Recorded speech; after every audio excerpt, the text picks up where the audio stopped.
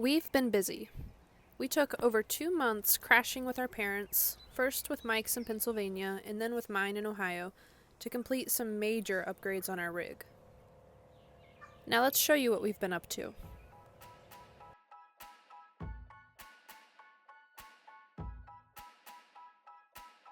First, we removed all of the existing cabinetry under the couch to make room for a new electrical system.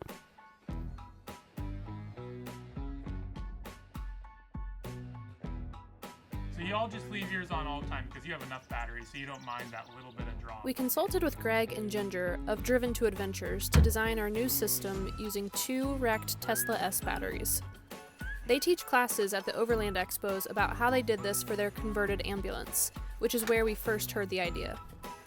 We were sold on the value proposition of the batteries being a quarter of the cost, size, and weight of lithium-ion batteries, yet 4 times more powerful.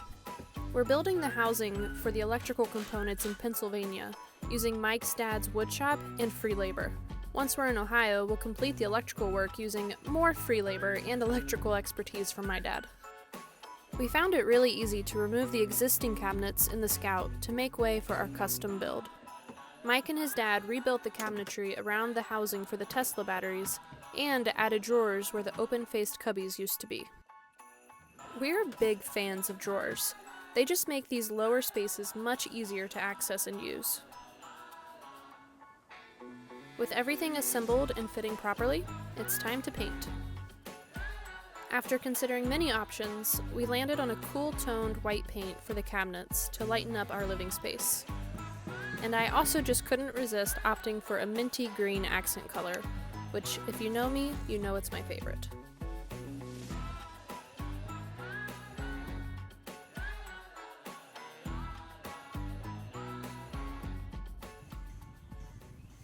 We're going to be installing the Autoclima Fresco 9000 MAXX AC unit in our Scout camper. One of the benefits of this AC unit is it is a 12-volt unit, so we don't have to run it through the inverter, which means it will be a little bit more efficient than going with a regular house split unit or something like that.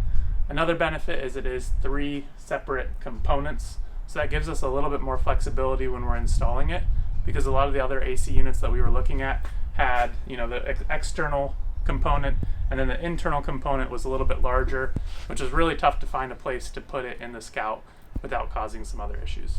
So right here is the evaporator. This is what actually goes inside the Scout, and we'll be blowing the cold air through these vents. And then the other inside piece is this box compressor. This can be installed in a cubby or somewhere back and doesn't need to be exposed, though you do need to be able to access it for setting up the unit and also for yearly maintenance or checks.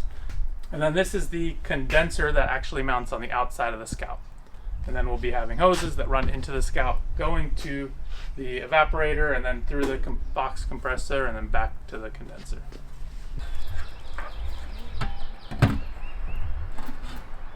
Oh, nice.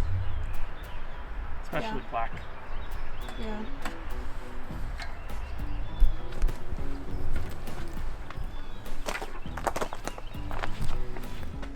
Of course, we also had to put Mike's mom's sewing skills to good use by having her make us this spiffy blackout curtain, which adds some more color to the space. We accomplished a ton at Mike's parents'. Well, Mike and his dad did most of it, but his mom and I helped some too. Now it's time to get moved back into the camper and make the 6-hour drive to my parents' house in Ohio. Before becoming a Mortel, I was a short. And Short Circuits is my dad's electrical contracting business. Isn't that clever? Anyway, like I said, our electrical system was designed by Driven to Adventures, and they also coached Mike some on the install, but it was mostly up to him to make it happen. He spent hours on YouTube learning all about camper van electrical systems. His favorite channel to learn from was ExploristLIFE. With some experienced help and oversight from my dad, he got the system up and running in 2.5 weeks.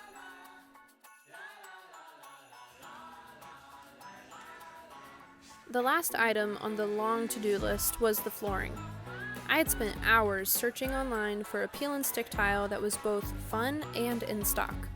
I struggled to find anything meeting those two simple requirements until coming across a small business from New York City called Chasing Paper, with all kinds of fun designs. The install required some puzzle-making skills and patience, but it all worked out in the end.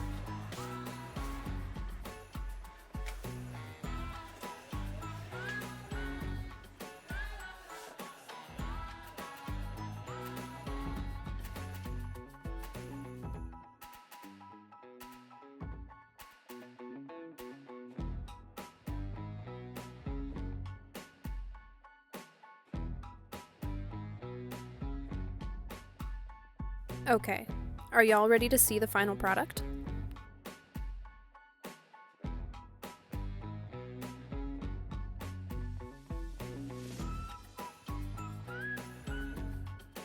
Here we have Walker's bathroom and our closet.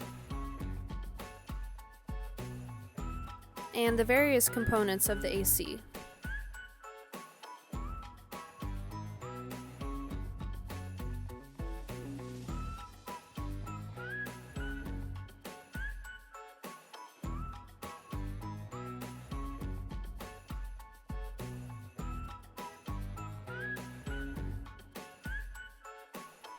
On this side is the pantry, where we added doors and shelves to the cubbies.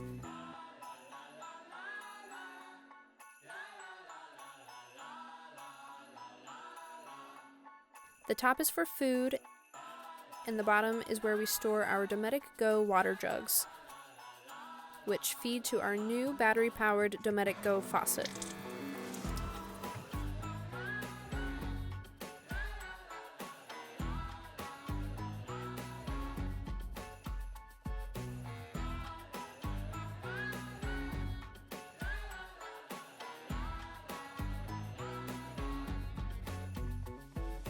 All of the electrical components are nicely hidden below the couch area. There's a lot going on down here.